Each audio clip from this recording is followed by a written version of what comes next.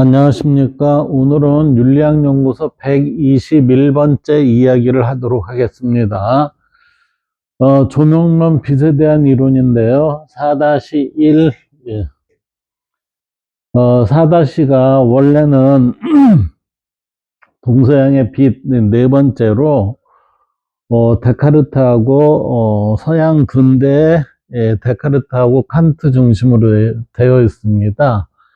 근데 여기에 양이 많다 보니까 데카르트 먼저 하고 4-2로 해서 칸트를 이어서 하도록 하겠습니다. 자, 근대 이성의 빛이죠. 이성의 빛. 데카르트는 빛을 자연 철학과 인식론적 관점으로 보고 있어요. 이 자연 철학과 인식론적 관점으로 보고 있는 이 빛의 개념을 보면은 빛과 자연 철학, 데카르트는 광학적 철학 원리에서 빛을 물리적 현상으로 보니까 자연 철학적 입장이죠. 그리고 물리적 현상으로 투명체 속에서 직진하는 연속적 운동으로 설명하고 있으며 빛의 직진성과 반사 굴절 현상을 기계적 원리로 분석하여, 그랬으니까 기계적 원리로 분석하여 물리적 빛을 자연 법칙과 수학적 이해의 모델로 삼았다라고 했어요. 이게 빛과 자연 철학의 그 입장이에요. 그러니까 자연 철학 입장에서는 빛은 물리적 현상이고 기계적 원리로 인해서 빛이라는 게 각각의 원리와 역할이 있지 않았냐, 이렇게 이제 데카르트는 봤어요. 그래서 빛의 철학적 인식론적 의미로 보면은 이 빛은 이성과 지성의 상징으로 지금 빛을 보고 있어요. 인간의 지성은 자연을 비추는 내적 빛, 그랬어요. 우리가 이 언어를 잘 살펴보면 자연을 비추는 내적 빛이라는 얘기는 이게 아우구스티누스나 아니면 토마스 아퀴나스 아니면 플루티누스와 같은 그러한 형태의 빛의 개념이 아니에요. 여기에서는 자연을 비추는 내적 빛, 그런데 자연을 비춰요. 뭐가요? 우리 안에 있는 내적 빛으로 자연을 비춘다는 거예요. 이건 마치 엠페도클러스의 시각론이라고 있었죠. 우리의 눈을 뜨면 우리의 눈에서 나가는 빛으로 인해서 사물을 볼 수 있게끔 됩니다라고 하는 빛이 시각의 방출론에서 그거를 얘기를 하는 거와 유사하다고 보면 돼요. 근데 이때의 내적 빛이라는 거는 뭐냐면은 이때 내적 빛을 우리는 인간 지성, 이성으로서 이제 보고 있다는 거예요. 그래서 자연을 비추는 내적 빛이라는 거는 이거는 은유적 표현으로 생각을 해야지 우리가 지금까지 이 빛에서 운영이 되었던 그런 내용으로 보면 안 될 것 같다는 생각이 들더라고요. 그래서 내적 빛은 인간 이성이 세계를 이해하고 진리를 인식해야 하는 능력인데 이게 깨달음, 이건 아직 깨달음은 아니에요. 깨달음은 아닌데 이 깨달음으로 인해서 우리는 동서양에서 깨달음으로 인해서 바르게 보는 힘이 생겨요. 바르게 보는 힘이 생기는데 그것을 우리는 정견의 입장 이렇게 얘기를 해요. 근데 여기에서는 지금 데카르트는 자연을 비추는 내적 빛으로 그 빛을 통해서 진리를 인식한다고 보고 진리와 세계 인식은 빛과 같은 명료성으로 그랬어요. 그러니까 빛이 아니라 빛과 같은 명료성으로 빛이 비치면 우리가 환하게 볼 수가 있죠. 그러한 형태의 것으로 이해 가능하다고 생각했다 그랬으니까 우리가 지금까지 빛이라는 것으로 해서 형이상학적인 그 진리를 바라보는 그 빛의 개념이 아닌 거예요. 여기에서. 그래서 데카르트에게 빛은 자연과 진리를 인식하게 하는 명료하고 체계적 이성의 상징입니다. 그러니까 이성의 힘으로서 바로 볼 수 있는 것, 그것을 우리는 빛과 같은 명료함이 이성에게 주어질 수 있다라고 이렇게 보는 거죠, 이게. 그래서 이 지금 데카르트에서 있어서의 이성의 상징은 깨달음으로 발현된 지혜가 아니라, 이게 제가 보기에는 논리력 또는 헤아림, 사고력의 힘이 아닌가라고 이렇게 보거든요. 근데 이 힘은 누구한테 주어져요? 우리 인간한테 원천적으로, 본래적으로 제대로 볼 수 있는 힘이 주어졌습니다라고 데카르트는 그렇게 보고 있는 거예요. 그래서 데카르트는 빛과 사유를 연결하여, 빛과 사유를 연결을 하는데, 연결하여 설명을 해요. 이건 뭐죠? 네. 제가 얘기했죠. 비유적으로 설명을 하고 있다. 은유의 형태를 뗀 비유적 흐름이다. 그래서 빛이 눈을 통해 사물을 보이게 하듯 그랬죠? 하듯 하니까 빛이 눈을 통해 사물을 보이게 하듯, 분명하고 명료하게 살펴볼 수 있게 하듯, 내적 이성의 빛이 이게 인간의 지성 혹은 이성이 마음속에서 자연과 진리를 비춘다 그랬어요. 그러니까 우리는 흔히 자연에서 뭐를 비춥니다. 플로티누스에 있어서의 태양에 있어서의 충만함이 넘침, 이러한 의미가 아니라는 얘기예요. 이것은 단지 우리의 내적 이성의 빛이라고 표현할 수 있는 그것으로 인해서 우리의 상황과 사물과 모든 것을 비춰볼 수 있다, 이 얘기예요.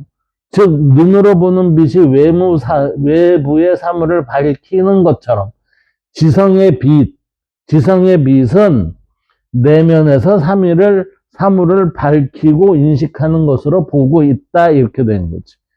이때 내면의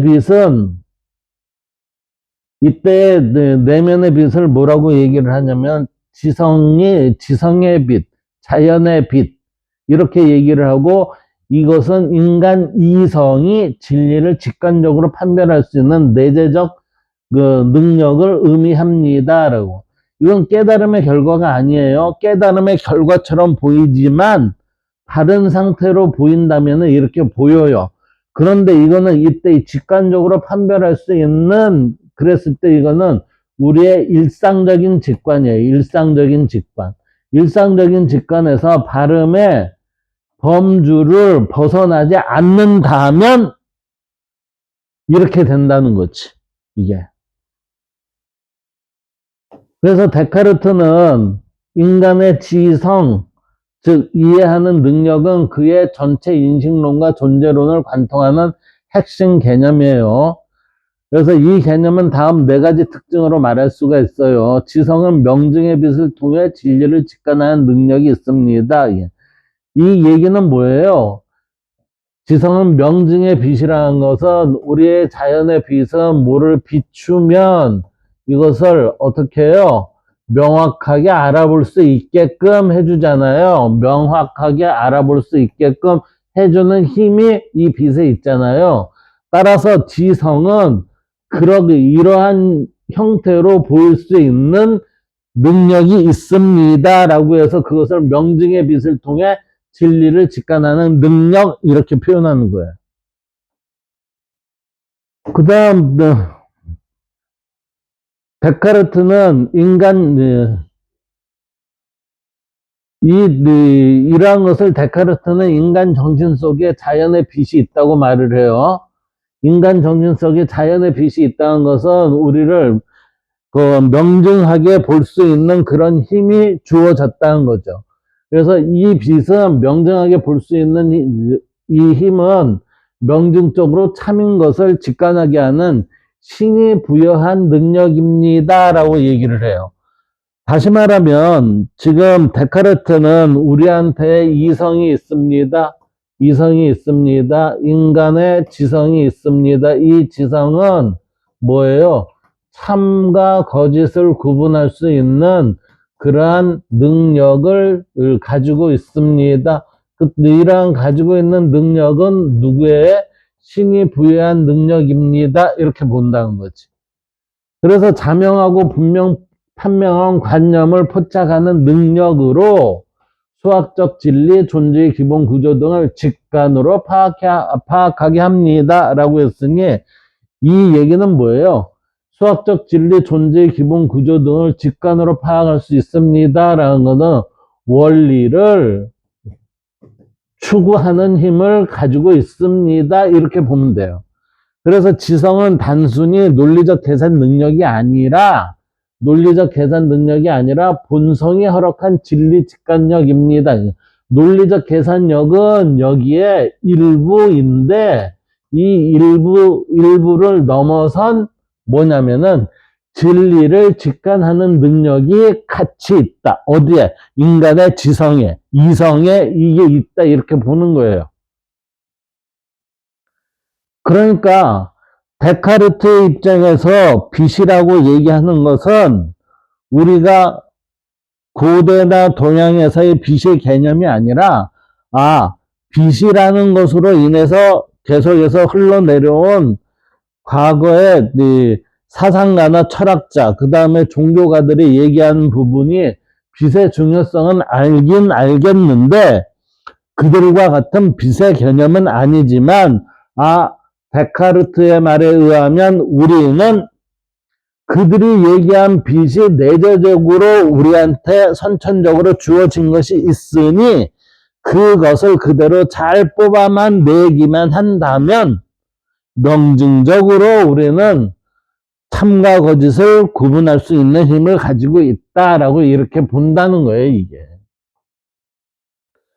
두 번째는 이성과 구별되지만 상호 협력하는 능력이 있습니다. 이 얘기는 데카르트는 정신의 두 능력을 지성과 의지로 구분을 해요.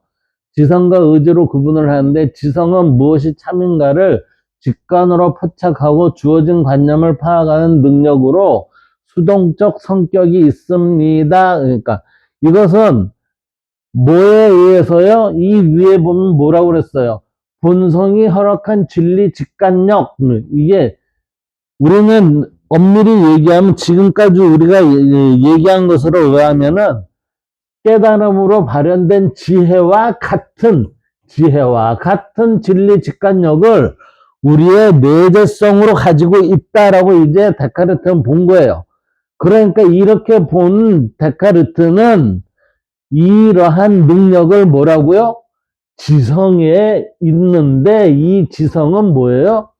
인식 대상이 스스로 드러남으로 인해서 발음으로 드러나게 하는 것인데 이것은 내가 능동적으로 하는 게 아니라 우리한테 주어진 것을 통해서 확인할 수 있기 때문에 관념을 파악하는 능력으로 수동적 성격이 있습니다. 이렇게 하는 거예요. 왜? 데카르트 이전의 빛의 개념은 우리한테 내가 빛을 찾는 게 아니라 빛에 의해서 우리는 수동적인 형태에 있어서의 능력을 가져왔기 때문에 이렇게 데카르트는 이걸 찾아간 거죠. 두 번째 의지는 참 거짓을 판단하는 능력인데 이 정견의 입장을 갖는 게 굉장히 중요해요. 이 정견의 입장을 갖는 게 뭐예요? 발음을 드러내는 힘입니다. 그런데 이 판단하는 능력의 범위가 능력의 범위가 무한하지만 데카르트는 지금 이 의지로 인해서 오류는 지성이 아니라 이 지성은 뭐죠? 우리의 본성이 허락한 진리 직관력을 지성이라고 얘기한다고 그랬어요. 그게 아니라 의지, 바른가 바르지 않음에 대한 기준을 내가 선택적으로 그거를 판단하는 기준을 자의적으로 만든다는 거죠. 그게 의지예요, 그게. 그 의지이기 때문에 발생한다고 본다. 뭐가요? 오류가. 그래서 지성이 파악한 범위는 발음을 얘기하는 거지만 이 의지는 자기의 선택이 바른가 바르지 않음이 혼돈된 상태에서, 혼합된 상태에서 이루어지기 때문에 이 바름을 넘어 의지가 판단하기 때문이다. 이렇게 되는 거예요.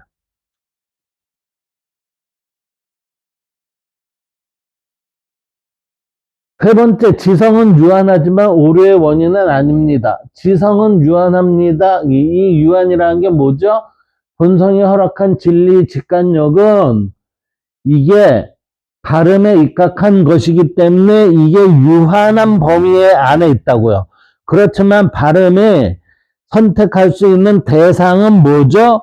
무한해요. 그러나 선택을 하기 위한 범위는 우리는 바른가 바르지 않음이 있지만 이 지성은 바름만 선택을 할 수 있다. 이렇게 되는 거지. 그래서 지성은 유한하지만 오류의 원인은 아니다. 지성은 진리를 조각조각만 이해하는 유한한 능력이다. 지금 뭐라고 그랬어요?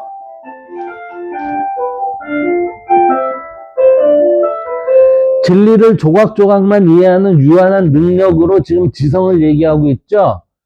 그러나 데카르트는 지성 자체는 결코 오류를 낳지 않는다고 주장한다. 지성은 단지 있는 그대로 보여줄 뿐 그랬으니까 있는 그대로 보여준다는 거는 거짓이 없다는 거예요. 참만 드러낸다는 거지. 그렇기 때문에 보여줄 뿐 평가하지 않기 때문이다. 평가하지 않는다는 얘기는 이미 우리가 평가할 필요가 없는 거예요. 지성에 대한 것은. 그래서 왜 평가를 하지 않는가? 지성이 있는 그대로의 모습인 발음이기 때문이다. 이러한 발음을 우리는 뭐라고 해요? 무위라 하고 자연이라고 하며 오류가 없는 완전함, 절대적임을 보이는 것. 즉 신의 속성으로 보기 때문에 이 지성은 오류의 원인은 없다 이러는 거죠. 네 번째, 지성은 신이 보증한 진리의 통로입니다. 왜? 지성은 신의 속성을 지니고 있죠. 근데 그 신의 속성은 누가 줬어요? 신이 보증한 진리의 통로, 신이 주어졌잖아요. 그래서 데카르트의 인식론은 신적 보증을 전제로 한다. 신적 보증을 전제로 하는 것을 우리는 뭐예요? 지금까지 계속해서 얘기한 걸로 보면 깨달음이에요. 깨달음. 근데 데카르트는 깨달음을 얘기를 안 하고 우리한테 본성이 허락한 진리 직관력을 내재적으로 주어졌기 때문에 우리는 이렇게 할 수밖에 없습니다. 이렇게 얘기하는 거죠. 이러한 존재의 인식은 분명하고 명확한 참인 인식이기에 신은 기만자가 아닌 참이라 믿어도 좋은 것이다. 신은 기만자가 아니에요. 그렇기 때문에 참이라 믿어도 좋은 것이다. 라는 거. 이 얘기는 결국은 신은 세상을 창조했을 때, 만물을 창조했을 때 신은 발음의 속성을 가지고서 모든 것을 창조하고 만들고 생하게끔 했어요. 그런데 참이 아닌 거짓과 오류가 발생이 되는 건 누구 때문에 그런다고 그랬어요? 이건 신 때문에, 신으로 인해서 일어나는 게 아니라 그거는 우리의 사람으로서 이러한 것이 발생이 되는 거예요. 신과는 전혀 무관합니다. 그래서 따라서 지성이 명중적으로 포착한 관념은 뭐예요? 참입니다. 참이니까 발음이잖아요. 이 방법으로도 그는 코기토 이후, 코기토라는 거는 나는 생각한다 이거죠. 나는 생각한다 이후 수학적 진리, 물리학적 확실성을 확립한다. 이에 데카르트에게 인간 지성이란 신이 부여한 자연의 빛에 의해 판명한 관념을 직관하는 능력이며 이거를 다른 얘기에 쉽게 얘기하면 뭐냐면은 정견을 지니는 능력이며 스스로는 오류가 없고 의지가 판단을 잘못 내릴 때만 오류가 생깁니다. 의지가 판단을 잘못 내린다는 건 누가 내리는 거죠? 인간이 내리는 거잖아요, 사람이. 그러면 지성은요? 지성은 신의 속성에 따라서 우리가 하는 거예요. 그렇기 때문에 그것을 우리는 무위자연, 발음, 참, 이렇게 얘기하는 거죠. 예. 이제 데카르트에 있어서의 이성의 핵심 의미를 살펴볼까요? 데카르트의 이성의 핵심 의미는 타고난 인식 능력, 시대 모든 인간에게 동일하게 준 능력이 이성이에요. 그래서 데카르트 방법서설 첫 문장에 이성은 세계에서 가장 공평하게 분배된 것입니다. 이성은 개인차가 큰 기술이 아니라 누구나 본래적으로 갖춘 능력으로 인간의 참된 지식을 얻을 수 있는 근원적 기반입니다. 이성에 따라서 한다라는 얘기는 인간이 자기 판단을 하지 않는 거예요. 그 얘기는 뭐예요? 아, 참, 발음을 신의 속성에 따라서 그대로 자연스럽게 우리가 판단하는 것, 그것을 우리는 이성의 힘, 이렇게 얘기가 됐을 때에 데카르트의 이성의 1번이 해당이 되는 겁니다. 두 번째, 명증과 판별 능력. 이거는 명증적이다, 빛이 비쳤을 때 환하게 우리가 알아볼 수 있는 내용이 있습니다. 그 명증과 판별 능력, 이 얘기는 뭐죠? 참과 거짓을 분별하는 내적 기준을 가지고 있습니다. 그래서 이성은 단순히 논리적 사고가 아니라 명료하고 판명한 직관을 통해 그랬어요. 명료하고 판명한 직관을 통해 그랬으니까 이거는 신이 우리의 내재적으로 주어진 그 속성대로 활용하는 거죠. 이것을 통해 참된 것을 식별하는 능력이다. 그래서 데카르트는 이성을 통해 명확하고 확실한 것만을 참으로 받아들인다는 원칙을 세워요. 세 번째는 자명한 빛으로서의 이성이에요. 이때 자명한 빛이라는 내용을 잘 봅시다. 데카르트는 플라톤, 아우구스티누스 전통을 이어받아 이성은 내면에서 진리를 비추는 빛이라 표현한다. 이 얘기는 좀 예가 좀 바뀐 거예요. 내면에서 진리를 비추는 빛. 내면에서 진리를 비추는 빛. 우리는 플라톤이나 아우구스티누스는 뭐냐면은 절대적인 형태에 있어서의 우리한테 주어지는 그 속성에 따른 기준으로 바라봤어요. 그런데 데카르트는 뭐라고 그랬냐면 이성은 내면에서 진리를 비추는 빛인데 이 이성은 뭐예요? 신의 속성이 우리에 내재되어 있기 때문에 내재된 것으로 인해서 드러내는 것을 우리는 이성이라고 합니다. 라고 이렇게 얘기를 하잖아요.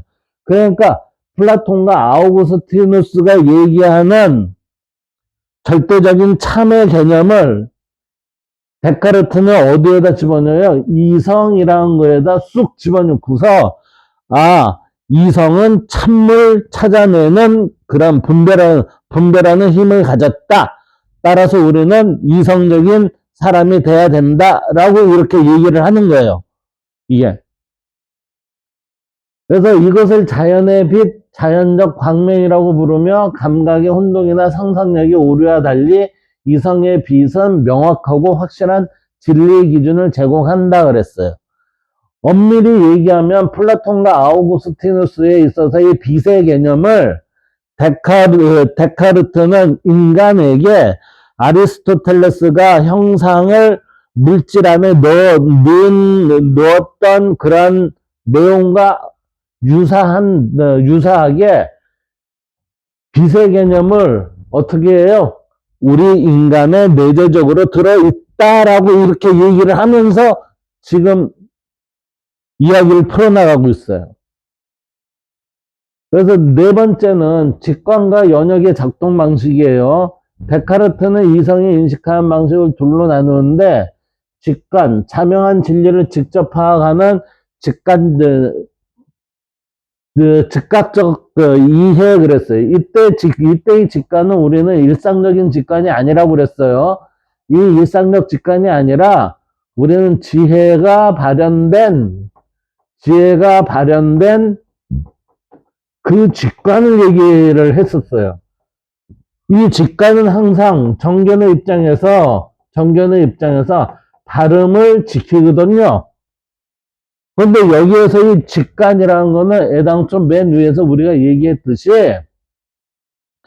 심적 보증으로 우리는 직관적인 참을 찾을 수 있는 직관적인 것을 가지고 있습니다. 이렇게 결론을 내니까 이 직관은 뭐예요?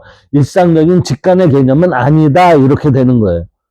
그런데 그 직관의 개념은 뭐예요? 일상 속에서도 할 수 있습니다. 라고 이렇게 하는 거지. 그러니까 데카르트는 지금 제가 보기에는 이게 모호성을 지니고 있는 지금 철학을 하고 있는 것 같아요. 예. 그 다음에 연역은 직관적 원리를 엄밀하게 전개해 나가는 과정이죠. 그래서 이거는 이 순서에 따라서 우리는 찾아 들어가는 거기 때문에 논리력 이렇게 얘기를 할 수 있어요. 논리력, 헤아림 이러한 부분들이 같이 연관이 될 수밖에 없어요. 데카르트 입장에서는.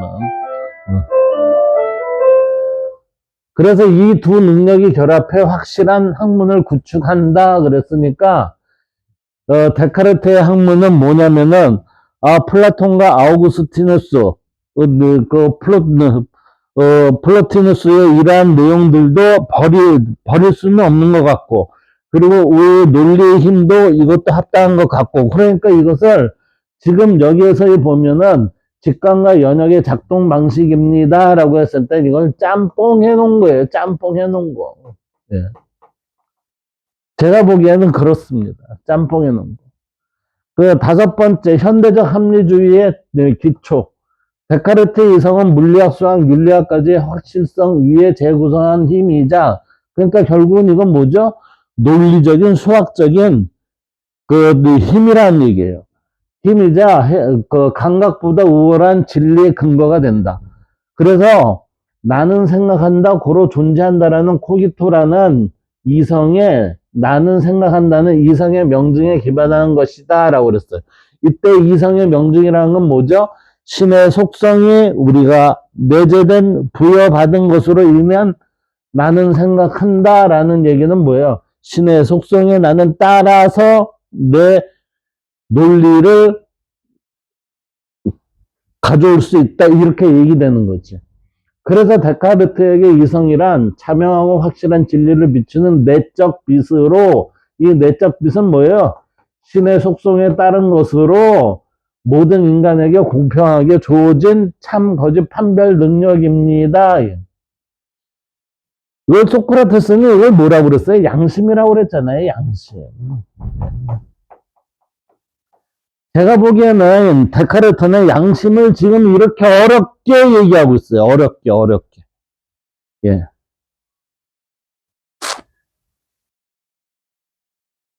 다음은 아우구스티누스와 함께 데카르트의 빛을 살펴봅시다. 아우구스티누스라는 거는 이미 우리의 이 사람은 교부 철학이죠. 이게 신학자이면서 이게 교부 철학의 대부인데 이 사람은 봅시다. 내적 조명, 신적 빛을 계승하면서 신적 조명에 의존하지 않는 자율적 이성의 능력으로 재해석한 한 것입니다. 누가요? 이게 데카르트가. 데카르트는 아우구스티누스의 내적 조명을 계승하면서도 신적 조명에 의존하지 않는 자율적 이성 능력으로 재해석한 것이다. 이거는 왜 그러냐면은 아우구스티누스의 내적 조명, 신적 빛은 이해를 못했어요. 그런데 그 원리는 가지고 들어온 상태에서 신적 조명에 의존하진 않고 가지고 들어오되 그러니까 개성은 됐죠. 개성은 하되 자기 스스로 이성의 힘으로 이게 가능하다라는 자율적 이성의 능력으로 재해석한 것이다 라고 하니까 구겨 넣었다 이렇게 되는 거예요. 이게. 마치 우리가 코끼리를 냉장고에 꾸역꾸역 쑤셔 넣듯이 아우구스티누스의 내적 조명, 신적인 빛을 여기에 이성이라는 냉장고에 꾸역꾸역 집어넣은 것이 데카르트의 철학 같아요. 그럼 여기 볼까요? 지성의 빛. 데카르트의 표현을 정리하면 지성의 빛이란 인간 이상 안에 본래적으로 주어진 면적평면한 진리를 인식하는 능력인데 이게 이 지성의 빛이 어디서 왔다고 그랬어요? 여기에서 아우구스티누스의 신적인 빛에서 왔다고 그랬잖아요. 그래서 이 능력은 감각이 아니라 논증보다 앞선 직관적 인식 능력, 즉 진리 직관력, 깨달음으로 발현된 지혜와 같은 것인데 그것을 신의 속성이라고 얘기를 하고서 끌고 온 게 지성의 빛이에요, 이게. 그 다음 지성의 빛의 역할. 데카르트가 나는 생각한다. 코기토 에로썸 했을 때 고로 존재한다는 확실한 진리라고 한 이유도 지성의 빛으로 즉시 명석 판단하게 드러나는 진리이기 때문이다. 우리가 사고의 힘으로 쭉 따라가면은 결론은 이 결론이 나올 거예요. 그럼에도 불구하고 데카르트는 지성의 빛이 이러한 역할이 마지막으로 했기 때문이다라고 얘기를 하잖아요. 그래서 이 지성의 빛은 다음을 수행한다. 명석 판단한 진리를 스스로 밝힌다. 의심할 수 없는 확실성을 제공한다. 제가 보기에는 지성의 빛이라는 아우구스티누스의 신의 빛, 신적 빛의 개념을 이걸 끌어들여서 자기의 논리성을 합리화하는 작업으로서의 지성의 빛을 가져오지 않았나 이렇게 생각이 돼요. 그리고 세 번째, 참된 인식의 기준을 형성하고 수학적 논리적 진리도 이 빛을 통해 인식된다. 따라서 명확하게 드러나는 진리는 지성의 빛이 비춘 것이다. 세 번째, 아우구스티누스의 내적 조명과의 관계. 데카르트의 지성의 빛은 아우구스티누스의 신적 조명을 계승했으나 결정적으로 다르다 그랬어요.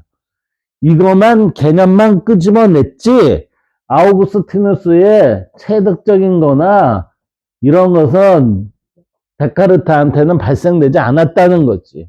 예.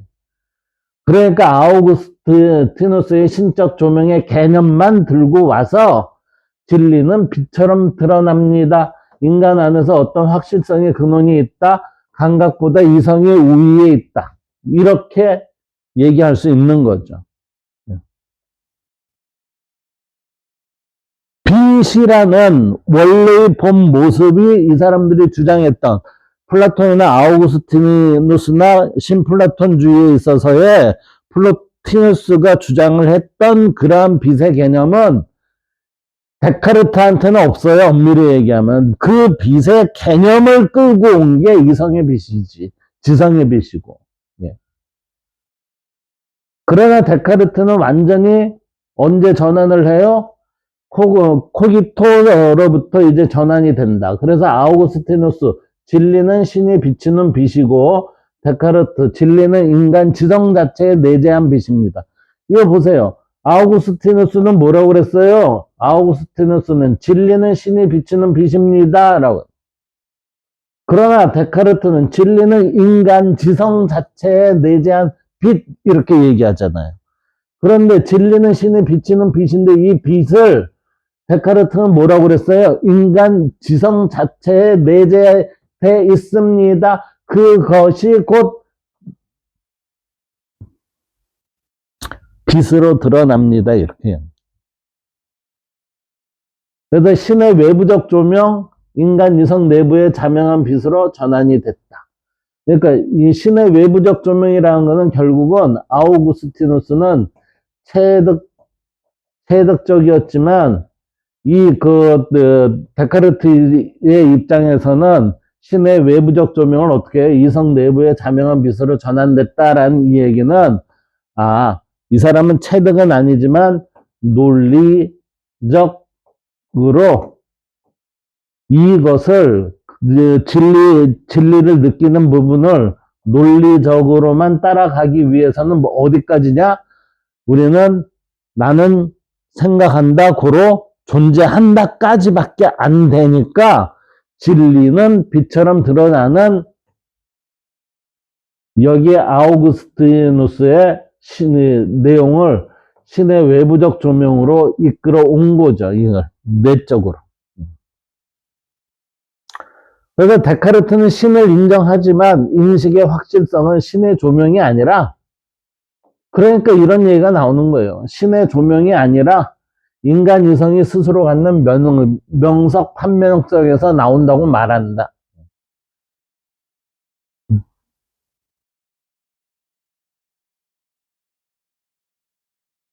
이 시대 때는 신이 인정이 되는 시대니까 나는 신을 인정을 못해요. 이거를 얘기를 안 했겠지. 데카르트의 인식체계에서 지성의 빛이 갖는 의미를 볼까요? 데카르트는 인간 인식의 세 종류를 구분을 해요. 그게 직관, 그 다음에 연역, 그 다음에 감각. 직관이라는 건 지성의 빛이죠.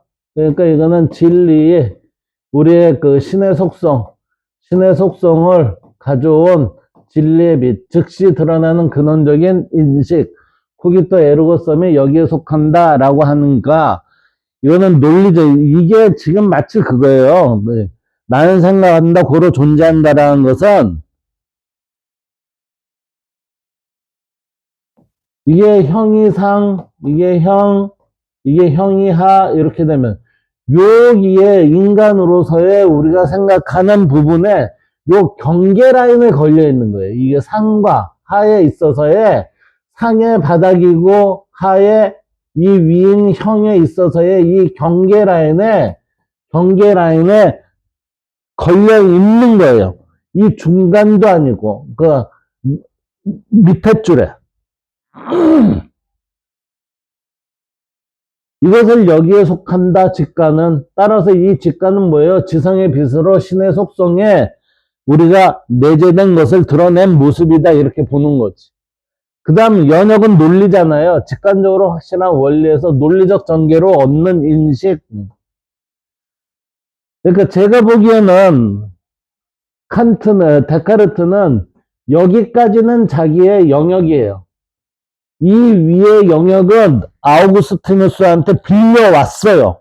그래서 여기는 빌려서 만든 집이고, 여기는 자기가 만든 집이고, 그런데 이 자기가 만든 집이 좀 부실한 것 같아. 그러니까 이 아우구스티누스의 이론을 같이 가지고 와서 만들어 보니까, 확실하게 전체적인 그 집의 구도가 잘 맞네 해서 저는 직관, 영역, 감각이라고 해서 이 세 부분으로 분리되는데 이 직관이라는 것은 지성의 빛으로 아우구스티누스에서 뛰어온 거죠. 저는 그렇게 보여져요. 세 번째 감각, 확실성이 낮고 오류 가능성이 높은 이건 경험이잖아요, 경험. 즉 지성의 빛은 직관의 근원이다. 그래서 이거는 직관과 연역과 감각인데 이 지성의 빛은 직관의 근원이다. 이 직관이 뭐예요? 바로 아는 일상적으로 바로 아는 게 아니라 엄밀히 얘기하면 제가 뭐라고 그랬어요? 깨달음의 결과로 드러나는 지혜의 발현에서 나오는 직관을 얘기를 하는 직관이 이 직관이에요, 이게.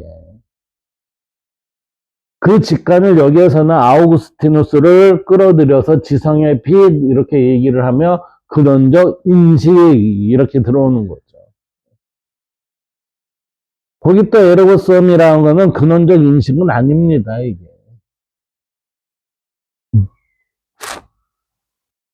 다섯 번째, 지성의 빛의 특징. 지성의 빛의 특징은 아우구스티누스에서 이제 들어온 이 신의 속성으로서의 지성의 빛의 특징은 자명성을 가져요. 그 다음에 선천성이에요. 신비적 조명이 아닙니다. 진리 판단의 기준입니다. 이 자명성 뭐예요? 명석 판명한 진리는 이성 자체의 빛으로 드러나므로. 왜 이성 자체의 빛이라고 그랬어요? 우리의 내부적으로 신의 속성을 부여받았기 때문에 선천적으로. 그렇기 때문에 이게 나중에는 칸트에 가면 선험적이라는 걸로 대체가 됩니다. 그래서 드러나므로 외부 근거가 필요 없다. 선천성, 인간 이성의 본래 내재한 능력이다. 타고난 능력. 이 타고난 능력인데 이게 동양에서는 인내천 진리 즉 지성적 인간입니다. 이렇게 되는데 여기에서는 이게 모호해요. 모호해. 예. 그 다음에 세 번째, 심리적 조명이 아닌 아우구스티누스처럼 신학적 조명이나 초월적 개입이 아닌 자연적 합리적 능력입니다. 예. 이게 우리의 본연의 자연스러움, 그걸 얘기를 하는 거예요. 그 다음에 네 번째, 진리 판단의 기준. 데카르트 철학의 전체는 명석 판면성의 판단 기준입니다. 이 판단 기준 자체가 지성의 비심을 얘기하고 있다 해서 지성의 빛은 자명성합니다. 왜? 진리를 구현하니까. 선천성입니다. 우리한테 내재돼 있으니까 심리적 조명이 아니에요. 왜? 이게 우리가 연역적으로 찾아내기 때문에. 그리고 이러한 것들은 모두 뭐예요? 진리 판단의 기준이 됩니다. 이렇게 되는 거지.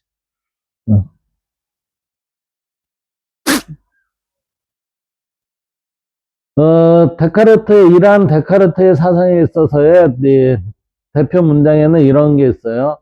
그는 여러 저서에서 지성의 빛을 반복적으로 언급을 해요. 이게 방법소설인데, 방법소설에서는 지성의 자연빛은 오류가 없습니다. 지성의 자연빛은 오류가 없습니다. 이거. 신의 속성은 오류가 없습니다. 그 다음에 자명한 것은 지성의 자연빛에 의해 드러납니다. 그러니까 신에 의해. 지성의 자연빛이라는 건 신에 의해 드러납니다. 이렇게 표현해도 돼요. 그리고 그 인간은 자연의 빛, 여기에서는 이제 데카르트는 자연의 빛을 지성의 빛이라고 그랬죠. 자연의 빛에 의해 확실한 진리에 도달할 수 있으며 이것이 데카르트 전체 철학의 출발점이 된다. 그런 의미에서 데카르트의 지성의 빛은 인간 이성에 내재한 선천적 직관, 즉 진리 직관력, 깨달음으로 발현된 지혜와 같은 능력으로 명확하고 판명한 진리를 즉시 드러나게 하는 자연적 빛이다. 이때의 자연적 빛은 뭐예요? 진리, 참, 발음을 찾는 것이다. 이렇게 되는 거예요. 이게. 왜 이게 가능하냐면 아우구스티누스의 이론을 끌고 와서 자기 거로 일부 상층부를 대신했기 때문에 가능한 겁니다. 그래서 데카르트 철학에서 지성의 빛, 자연의 빛, 그리고 이성의 빛은 모두 진리를 비치는 내적 조명이라는 공통점을 가지지만 약간의 차이점은 있어요. 그 차이점을 한번 볼까요? 지성의 빛. 지성이 스스로 갖고 있는 선천적 고유한 인식 능력이에요. 그러니까 이거는 지금 보면은 지성의 빛이라는 건 지성이 스스로 갖고 있는 선천적 고유한 인식 능력, 그러니까 내적 직감 판단 능력입니다. 그러니까 우리한테 내재되어 있습니다. 이렇게 된 거죠. 인간 정신의 진리를 인식할 수 있게 해주는 내적 직감 판단 능력입니다. 이거 누가 줬어요? 신이 줬죠. 어느 신이요? 아우구스티누스가 얘기한 그 신이 준 거예요. 특징, 감각이 아니라 사고 자체의 명료한 직관입니다. 감각이 아니라 사고 자체의 명료한 직관. 내적 직관 판단을 뭐를 통해서 나와요? 얘를 통해서 나오잖아요. 결국은 저는 논리라고 봐요. 수학 논리적 진리. 그래서 수학 논리적 진리를 즉각적으로 파악하는 능력 그랬어요. 이게 본래의 모습인데 이거로 지금 약간 껍질을 덮어 쓴 것 같아요. 그래서 나는 생각한다, 고로 존재한다가 가능한 이유가 된다. 그래서 지성의 빛은 사고 능력 그 자체의 명석 판명성을 얘기하는데 그거는 어디서 내려왔다? 여기서 내려왔다. 이렇게 된 거예요. 자연의 빛, 발음을 지키는 의미가 돼요. 왜? 우리는 자연의 빛이라는 거는 거짓이 없는 그대로의 나타남이잖아요. 그래서 데카르트가 가장 자주 사용한 개념으로 신이 인간에게 부여한 참된 것을 분명하게 이해하도록 하는 이성의 본래적 능력 그랬어요. 그래서 인간 안에 하나님이 넣어준 올바른 빛이라는 뉘앙스가 강하다. 이게 제가 아까 얘기했죠. 소크라테스의 이게 양심이라고, 양심. 쉽게 생각하면 이게 양심이에요. 자연의 빛이라는 게. 특징, 인간의 착오 없이 진리를 인식하도록 하는 능력. 외부 세계의 증명, 신존재 증명 등에서 근거로 사용되고 명석 판명한 인식은 자연의 빛에 의해 보증된다고 말한다. 중요성, 자연의 빛은 데카르트에게 있어 오류의 가능성이 없는 인식 조건이다. 악마가 속이더라도 자연의 빛이 알려준 진리는 참이라고 본다. 그래서 자연의 빛은 신이 부여한 오류 없는 이성의 기준을 얘기하는 것이다. 다 동일한 내용인데 시대가 복잡해지면서 점점점 과거의 것을 갖다가 자기 걸로 이렇게 자기 언어로 만드는 그 작업으로 인해서 우리가 자꾸 헷갈리게 되는 거죠. 그 다음 이성의 일반적 능력을 말하는데 지성의 빛과 자연의 빛을 포함하는 상위 개념이 지성의 빛과 자연의 빛을 포함하는 상위 개념. 즉 상위 개념이라는 얘기는 포괄적이라는 얘기예요. 포괄적입니다. 이 얘기예요. 데카르트는 이성을 신이 준 빛으로 묘사하며 이성이 진리를 비추는 근원적 기능을 가리킬 때 사용한다. 역할, 자연의 빛을 통해 명석 판명하게 파악한 내용을 진리로 판단하는 게 누구요? 얘가 한다. 이게 누구예요? 이게 나잖아요. 나. 내가 뭐를 해요? 생각하잖아요. 생각하는 내가 이걸 선택하는 거잖아요. 그래서 감각과 상상에서 벗어나 진리에 접근하는 수단이고 형이상학적 진리를 인식하게 하는 전체적 사고 능력이고 이성의 빛은 진리 인식의 전체적 근본적 기능이다 라고 이렇게 얘기를 하는데 제 입장에서 언어적인 장난 같아요. 세 개념의 차이를 구조적으로 정리하면 지성의 빛, 자연의 빛, 이성의 빛 그랬어요. 지성의 빛은 지성이 선천적 사고 능력이죠. 누가 주어져요? 신에 의해서. 그리고 자연의 빛은 신이 준 오류 없는 진리 인식 능력이에요. 이거는 주어졌죠. 이거는 그 발음만 쏙 빼낸 거예요. 그 다음에 이성의 빛. 이 두 가지를 합친 그 외의 것.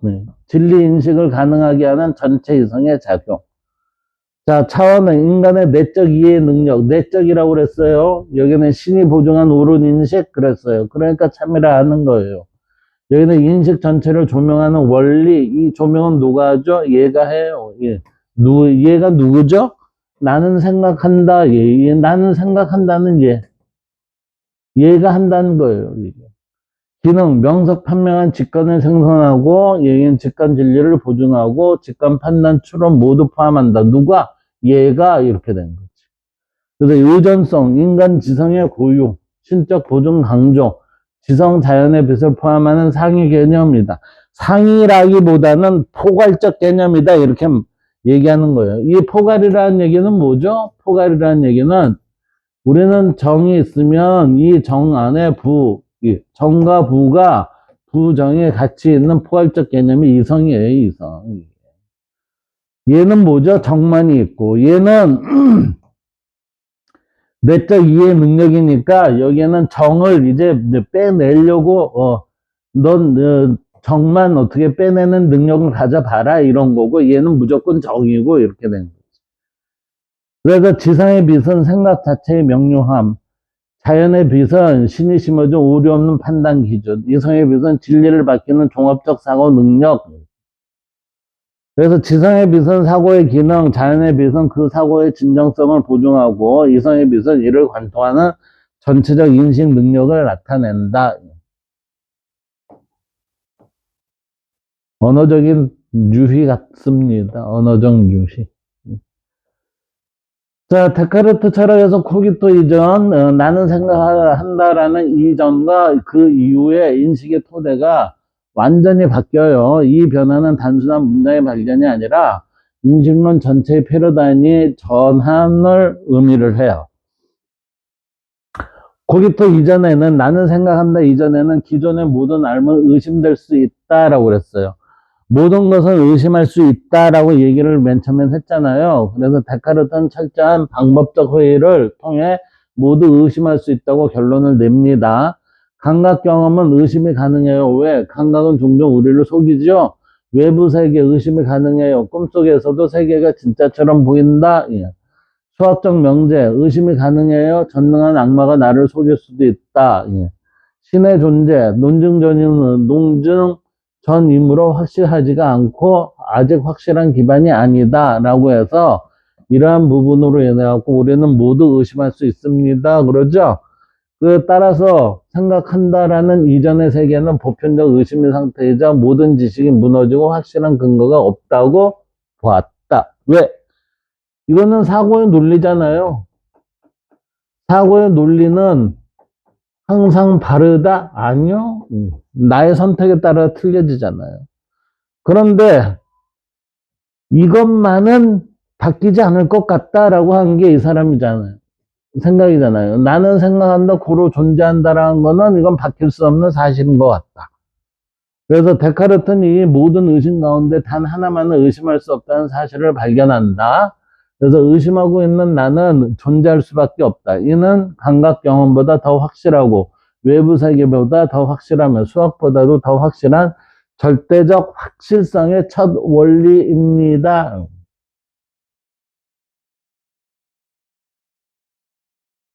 그래서 생각한다 이후 확실성이 이러한 확실함, 이 확실성의 중심이 세계에서 자아로 이동을 해요. 이 자아로 이동을 하니까 나는 이렇게 되는 거죠. 그 나는 생각한다 이후에 데카르트가 확보한 가장 큰 변화는 인식의 출발점이 외부의 세계에서 뭐로 사유하는 자아로 이동을 했습니다. 이렇게. 그래서 생각한다 이전은 지식의 중심은 외부 사물이고 인간은 그저 세계를 받아들이는 존재가 됩니다. 그러니까 인간은 자기가 주인공이 아니라 객체가 되는 거죠, 객체. 객체가 되는데 여기에서 바뀌는 게 뭐예요? 나는 생각한다 이후에 지식의 절대적 토대는 자기의 의식, 사유하는 나, 세계를 인식하는 기준의 주체적 사고로 전환된다. 근대 철학의 주체 철학이 시작이 됐는데 이게 뭐죠? 이게 주인공 의식이잖아요. 주인공 의식. 이거는 주인공 의식은 어디에 있어요? 동양에서는 고대에서부터 지금까지 우리는 계속해서 주인공 의식으로 살았잖아요. 근데 근대에 있어서의 이 문장 하나로 인해 갖고 나는 생각한다, 고로 존재한다라는 이걸로 인해서 주체 철학이 시작됐다?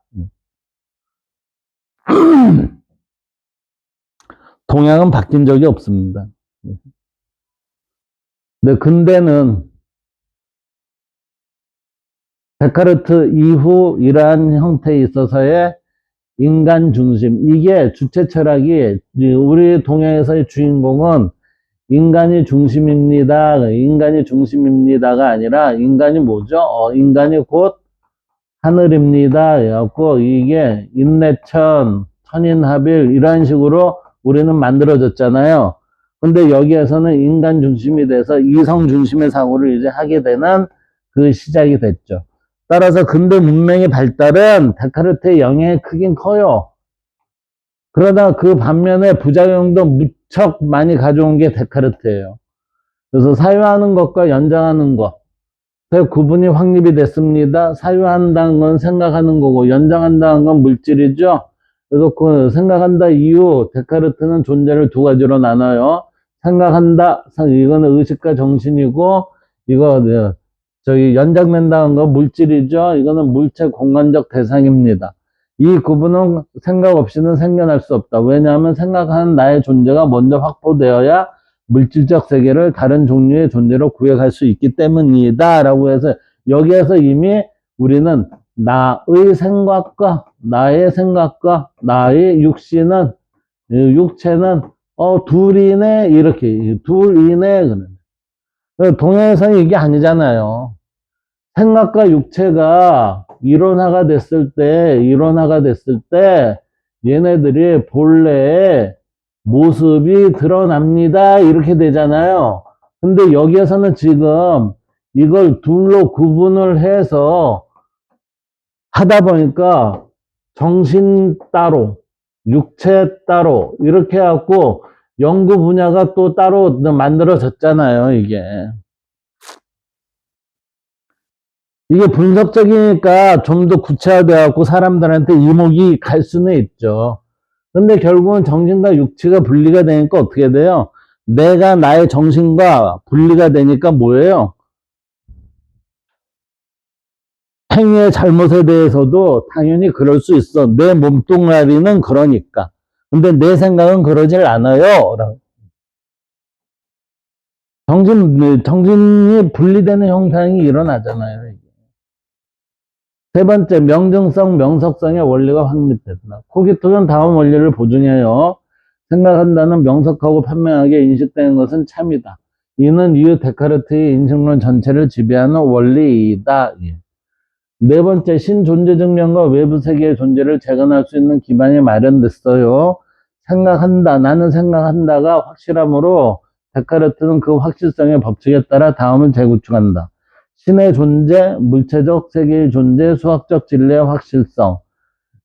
생각한다 이후 데카르트는 무너뜨린 세계를 다시 쌓아 올리기 시작합니다. 라고 했으니까 신의 존재와 물체적 세계의 존재, 수학적 진리의 확실성을 다시금 인간 중심으로 우리는 쌓아가기 시작합니다. 이렇게 된 거죠. 따라서 여기에 보면 생각한다 이전과 이후의 차이를 볼까요? 코키도 이전, 지식의 상태, 보편적 회의 모든 것이 의심됨 그랬어요. 근데 여기에 코기토 이후는 하나의 절대적 확실성 발견, 지식의 토대, 감각세계, 수학, 신 모두 불확실하다. 여기는 사유하는 자아, 나는 생각한다. 그건 확실하지 않니? 이런 거고. 철학의 중심, 세계, 객관의 중심이었는데 주체 중심이 되다. 존재론적 구조, 여기에는 미비한데 여기에선 정신과 물질의 이론론이 확립이 됐네요. 이렇게 돼. 인식의 기준, 여기엔 없어요. 여기는 명석 판명성 원리 확립이 됩니다. 철학적 태도, 얘는 회의적이다. 여기는 확실성의 위 체계로 얘 만들어집니다. 그러니까 재건합니다. 이렇게 되는 거지. 그래서 코기토는 나는 생각한다는 데카르트가 세계의 중심을 객관적 세계에서 사유하는 주체로 옮긴 사건이다. 이 순간 근대 철학이 시작이 된다라고 해서 데카르트가 근대 철학의 시조가 된다고 보는 거죠. 그러므로 그 데카르트는 명석판명한 인식은 면석판명한 인식이라는 건 진리 참은 이성의 빛에 의해 확보된다고 보았다. 네, 이성의 빛이라고 얘기했을 때 이거는 뭐예요? 선천적 직관 능력, 내재적으로 잠재된 능력. 이건 누가 줬어요? 신이. 결국은 데카르트는 신을 안 끌어당길 듯이 그러면서도 신을 땡겨 왔어요, 신을. 그러면서도 신이라는 형태의 것은 신은 있는 거는 같아. 그렇지만 얘보다는 얘야 하면서 이게 논리의 힘. 저는 이건 논리의 힘이라고 봐요. 이성의 빛. 예. 빛이라는 말은 썼는데 빛하고는 전혀 연관이 없는 형태에 있어서의 논리력, 사고력, 수리력 이런 걸로 인해서 드러난 모습이 데카르트의 모습이 아니었나 저는 그렇게 생각해 봅니다. 여기까지 하겠습니다.